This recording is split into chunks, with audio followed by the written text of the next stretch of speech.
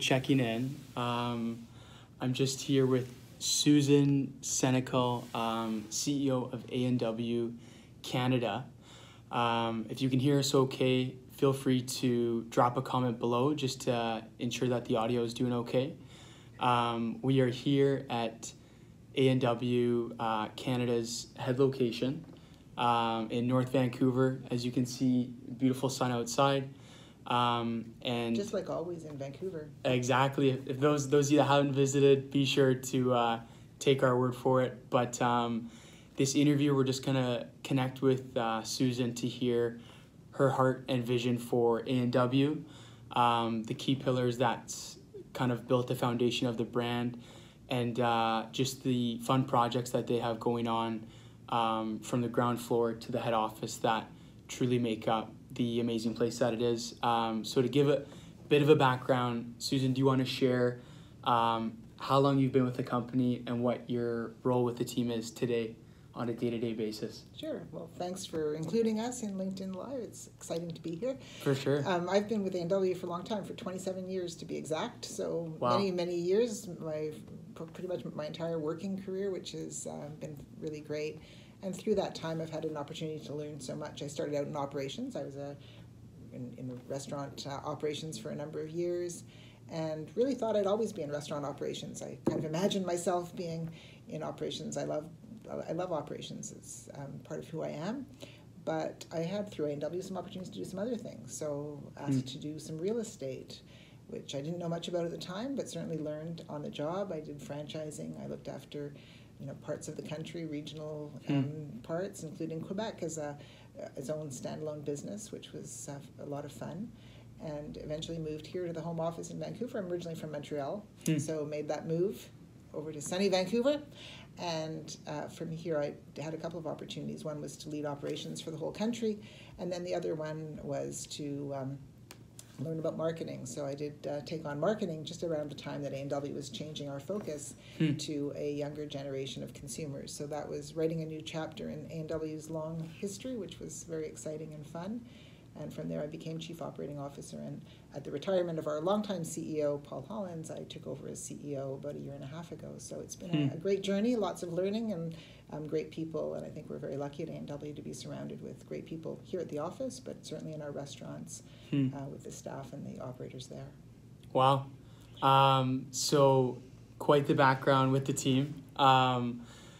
Looking to, I guess, the industry now that you've had quite some time from coast to coast within Canada, where do you see the future of the hospitality or even just food industry evolving kind of within Canada?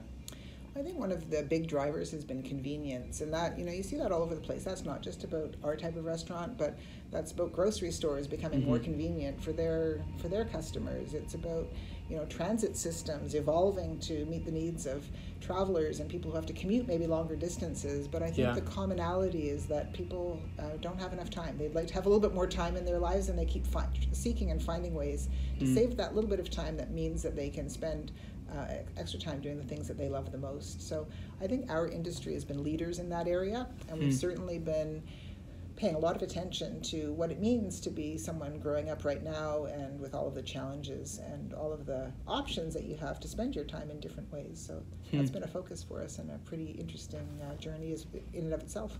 Amazing. And so started in 1956. Not me, but the A&W. A&W, yeah. just checking. Good clarification. So 60 years since commencement. Yes. And now, if I'm correct, chatting with your team, there's about 972 locations across Canada.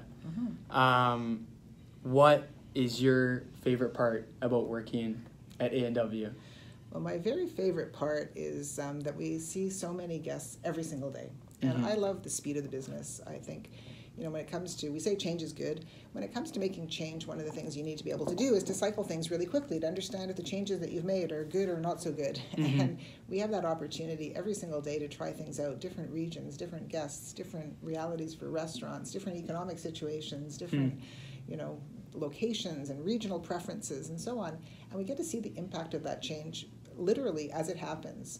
And so, I used to say when I ran a restaurant that I could make a decision at 11:30, and by 12:30 I knew if it had worked. And there are very few businesses in the world where you can have that instant understanding of the impact of what you do and keep making changes and improvements. So you get, every hour you get another chance to improve and get better, and that's my favorite part of the operating business. And of course, my favorite part of working at A&W is the people. We just came back from a trip across the country. You just meet great people, whether they're guests that are so supportive, whether it's our operators who work so hard and have such vision, or the staff that they empower, and the people that get their first working experience at one of our restaurants. I think that's a very special part of the work that we do.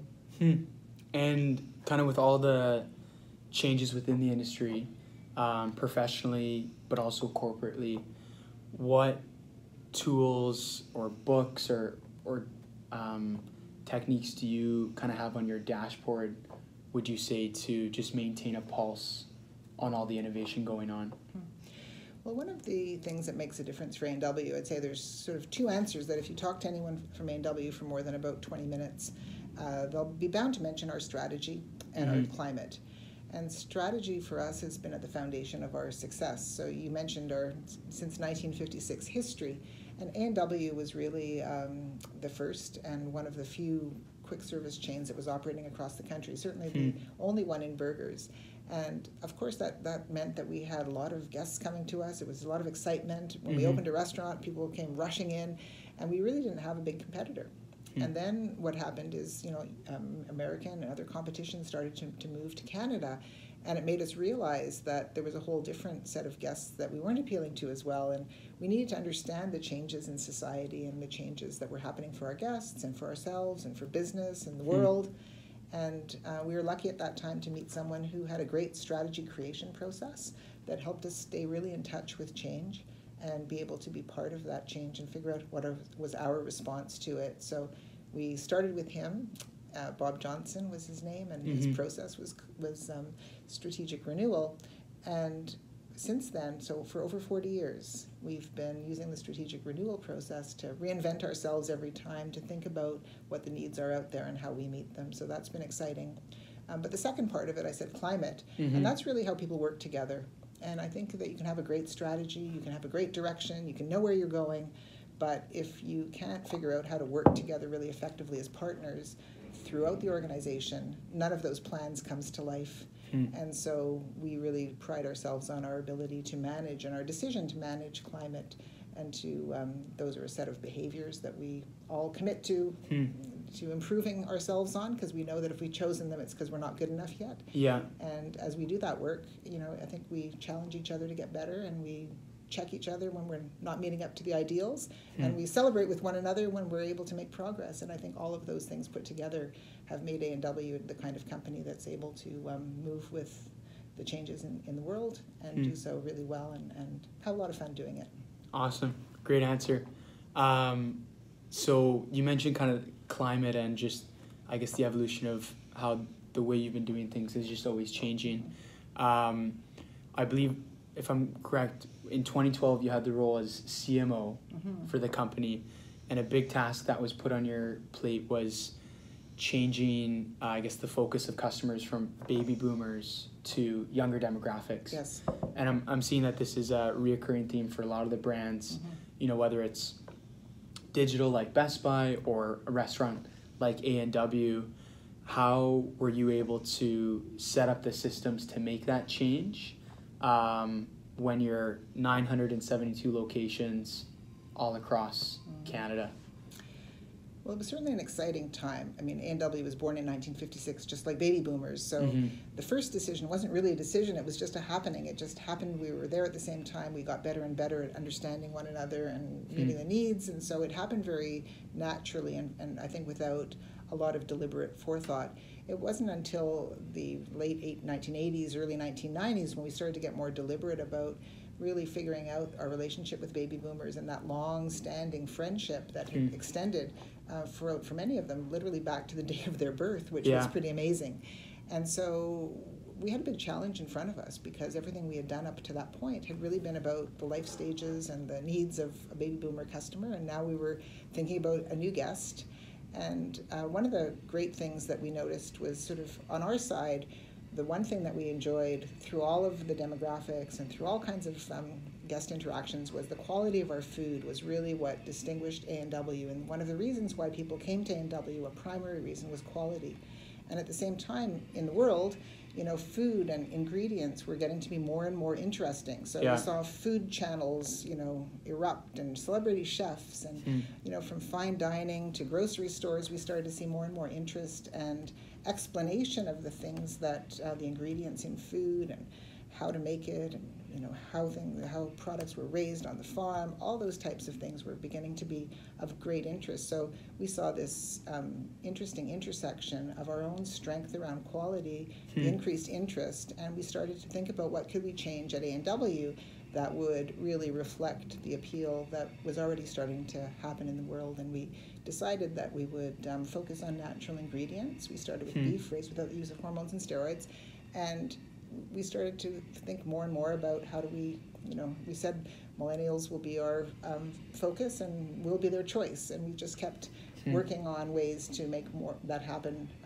in better and better ways. And so we learned from our guests and we implemented those changes, and we kept going. So I think that was just a good example of our use of strategy, our use of climate. We had to say to one another all the time, innovation, like we're going to have to change things. So let's embrace innovation. Let's make sure that we support new ideas, because if we try and do things the same way, we won't succeed. Yeah. And so that was an interesting kind of dynamic, because on the one hand, we had a lot of we were very blessed at A&W to have people who have been here for the company for a very long time. So I'm 27 years. I'm by no means the person who has been at A&W the longest. Wow. Which is pretty amazing, right? Yeah.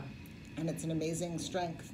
At the same time, it leads to, a lot of times when instinct can kind of take over versus listening. And so we really had to focus on listening to understand, and really focused on what else could this mean, and how else could we change, and what if we tried this? And so doing that becomes a bit of, it's almost a game, You said let's have fun. It can be that like that, because at the beginning you don't know, and you keep trying new stuff and going from there. Well, lots of questions come to mind now after that answer, but back on just, I guess, the change and innovation that happens day to day. I've heard through the grapevine that you guys change your mission statement quite often. Is that amount, is it 2 years? Last couple of times it's been 3 years. Okay. In between both. We always create strategies for a longer period of time, 4 to 5 years, because we know that there's a lot of things you can't do in a very short time frame, and we don't want to restrict ourselves that way. But the world's changing faster, and we know that what we pay attention to and how we manage our strategy is by looking at how things are evolving in the world, and are the ideas that caused us to create this strategy changing in any way. And a great example of that was delivery. So home delivery through third parties was non-existent when we did our 2015 strategy. By the time 2018 rolled around, it was a pretty big business opportunity. So those are examples of things that I think are happening more quickly today than they were in the past. And our strategy process really allows us to notice them, first of all, understand them, and then decide whether how we want to respond. How do we want to respond to this new change? And is there a place for A&W in that changing world? And often the answer is yes, and that's when we might change our mission, or we might change some of the strategies that we employ to keep us relevant in a new world. Amazing. So if you're just checking in now, we're just kind of having an amazing conversation so far. But if you have any questions or comments, be sure to drop a note below, and we'll try to bring that up at the end. But back on the disruption note, Susan, I'm curious now, looking at the food industry as a whole, pushing back on certain requirements, or the way that business is done internally. I know A&W has been spotlighted as a trendsetter just with a lot of the sustainability steps your team has taken. Just to list a few, and I believe these have been under your watch: organic fair trade coffee, eggs from hens fed with a certain diet that wasn't known before, root beer made with natural cane sugar, and then obviously the most popular one this year would be the Beyond Meat. I'm just fascinated by how you guys have taken that step as quite a large company with the franchise model, but I'm wondering, what channels did your team, I guess, kind of research those solutions through? And then is it a streamlined method to execute on each of those decisions? Or is it a case per case kind of research, analysis, and execution that you believe your team's kind of implemented with that? I think research is certainly a part of it, but I Yeah. wouldn't say that it's the driving force of the innovation that we bring about at A&W. I think research helps us know where to kind of start our inquiries and start our curiosity and start learning. Yeah. And so I'd start there. When it comes to some of the changes that you mentioned, organic fair trade coffee, I think that's a good example of something where we pride ourselves on the way we make decisions by doing what's right. And when there's an opportunity to do something that we think fits and can benefit ourselves, our suppliers, we see that as true partnerships. And so for us, that was more of a change that we just felt fit with what we were trying to do and trying to achieve. It felt good to us, and we thought it would feel good to our guests. Yeah. Certainly felt good to the people who are supplying our coffee. And so that is an example of something that we didn't really look to research to say, should we be doing this or should we not? We just said if we can do it and it's available and it's a choice that we can make, we think we should. So we did that.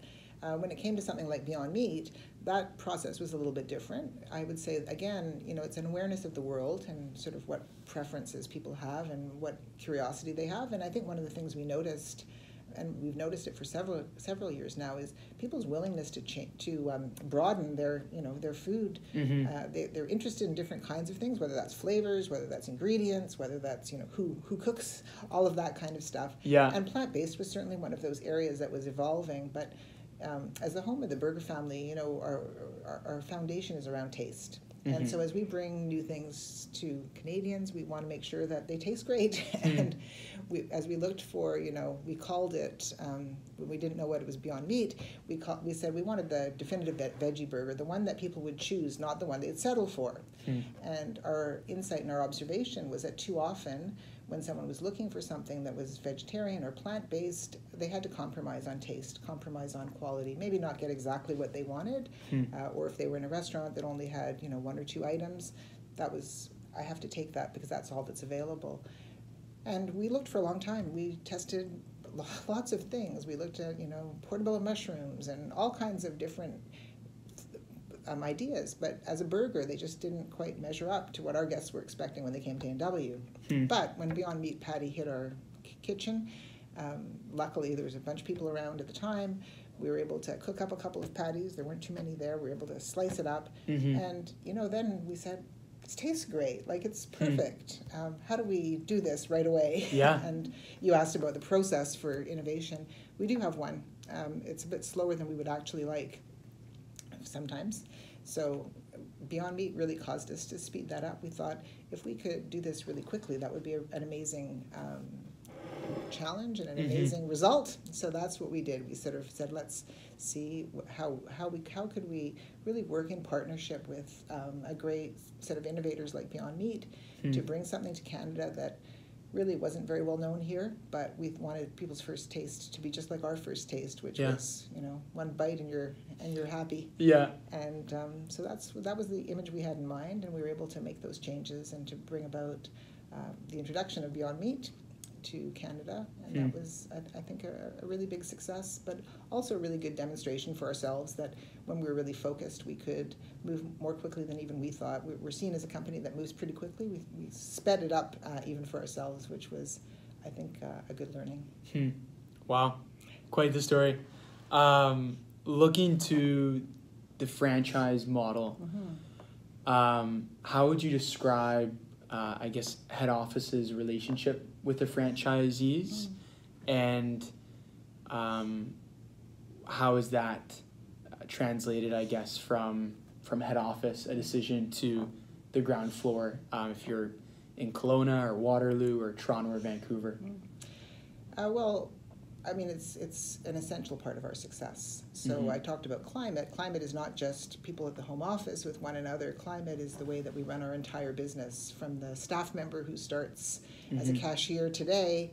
The first module in their training program is about climate, and we practice and use and get better at climate with our franchisees, because we know that a lot of the good ideas, a lot of the good insights, a lot of the good improvements that we've made over many, many years have really come from operators who know their community so well, who know their staff so well, who know A&W as a brand so well. And so for us, that relationship is paramount. It's something I think that's created the success over many years.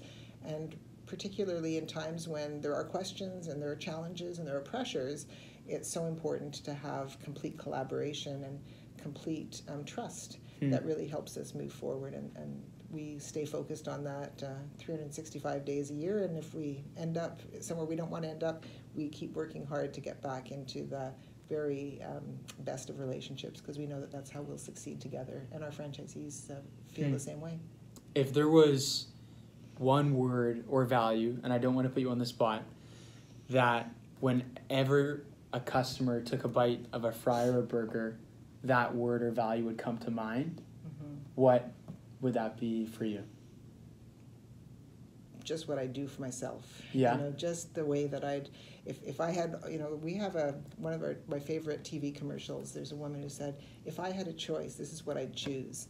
And for me, that says it all, because I think what people are looking for is they can't do everything. You can't do everything in life. You have to trust people to do parts of it for you so that they get the same result as if you did it all by yourself. Yeah. And I think when it comes to food and when it comes to burgers, that's how our guests feel about us, is that, I could scour the world and Canada for the best, and this is what I'd come up with. And when we can do that, I think we've won. Okay. I like that. Looking to, I guess, the future of A&W. But also just disrupting business in general. When you look at the next 10 years, what goals or ambitions come to mind for changing the way you guys do business moving ahead that you'd be comfortable sharing with? Well, I think it's mostly listening to people like you. Yeah. And, listening to people that come into our restaurants every day and trying to figure out what is that next thing. So when we think about, a lot of our guests they have young children at home. And, many more of them will have young children at home for the next couple of years. What does that mean for how their lives might change? A lot of people's jobs are increasingly further away from their homes. So commutes have become a bigger and bigger issue. So I think listening to people, what their experience is, how they're living their lives, gives us inspiration and gives us a couple of thoughts and ideas about ways that we can help make that better. And when we find those ideas, they resonate and they succeed. And if they weren't such great ideas, we move on to something else. So I think it's really about listening, trying things, and making sure that we're really on the receiving end of the feedback, that we're really successful in capturing it and in internalizing it and in using it for everyone's good. And would you say social media, I'm assuming you have quite a big marketing team that has a key focus on that.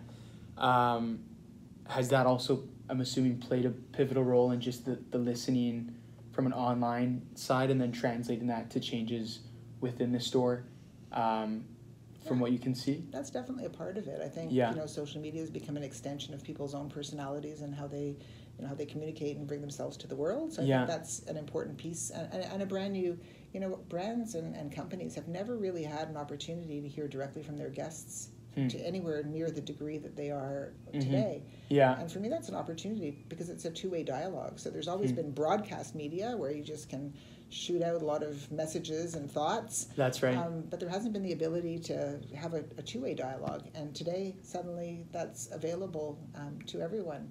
So I think figuring that out as well will be interesting. Like, how do you have that giant conversation that, really leads somewhere and is not just kind of a couple of back and forths, but it actually sort of helps start a movement maybe, or start something that's much bigger and that rallies the forces of many people versus just a few. Well, on that note, maybe let's turn to some of the questions we've seen below. Sure. We'll take a look at the comments to see if there's any thought-provoking questions you want to answer. This is a great question from Francisco. Penanuila, I think is his last name. He asked, what is the greatest adversity that you've had to overcome as CEO of A&W, and how did you overcome it? I've only been CEO for a year and a half, so I think I'll probably face other types of challenges in the years ahead too. So I wouldn't want to put a stamp on something and say this is it.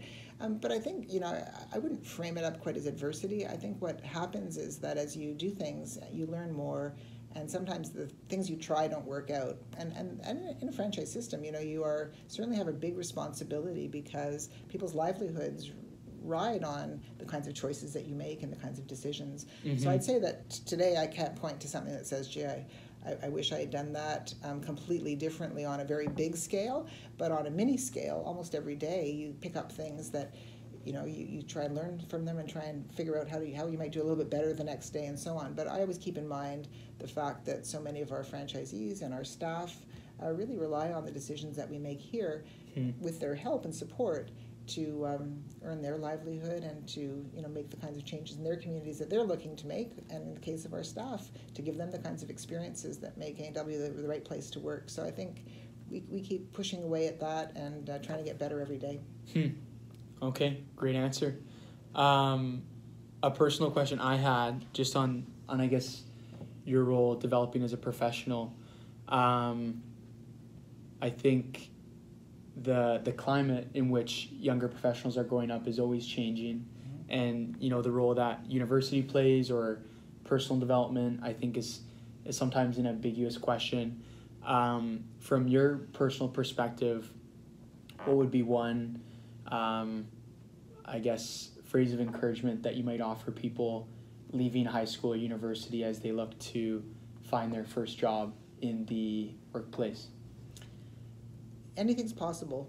Yeah. That's what I'll say. Yeah. I studied biology. I had a vision of going into human genetics. Wow. And, along the way, I discovered certain things about what I liked to do, what I didn't like to do at work. And I ended up in food service kind of accidentally. Mm-hmm. But, for me, there were so many things I loved about the business that I decided that was the right place for me. Yeah. And so I think it's not about necessarily...